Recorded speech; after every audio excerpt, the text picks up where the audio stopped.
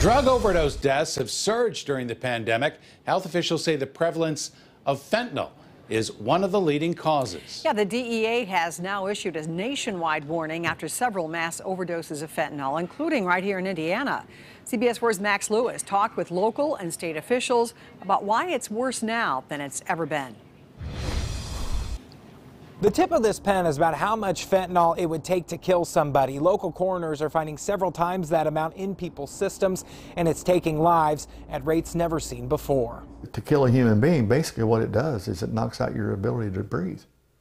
You basically suffocate. Morgan County Coroner Michael Ellis is not surprised to see the DEA issuing this warning about fentanyl. He sees it all the time in the people who end up on these tables in his morgue. It's increasingly becoming where we get our toxicology results back. We're seeing more and more fentanyl, even with heroin or cocaine. Ellis adds that oftentimes the people doing the drugs have no idea what's actually in it. They're cutting their heroin product or their cocaine product or whatever, or lacing it, whatever, with fentanyl.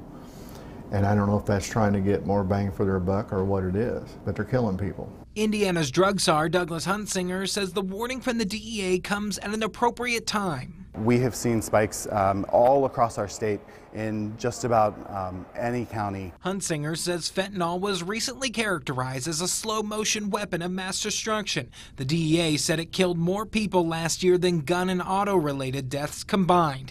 His focus right now is to keep people from dying. We can't move individuals into recovery if they're not alive to enter into treatment. Back at the morgue, Ellis says he hopes people take this warning seriously to prevent themselves or a loved one from ending up in here. The one we did day before yesterday, 37 years old, and she's now dead. Had nothing, no medical problems, you know.